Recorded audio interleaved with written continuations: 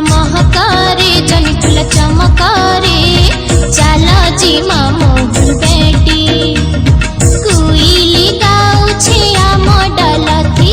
कुइली गाउछे आम डालथी पूरे फूल महकारे जनी फूल चमकारे चार त गला न पाची चिठी पत्र लेखुथिब खबर टबर देउथिब सोर करब खाए खाए रे चिन्ही नाई परबार काए रे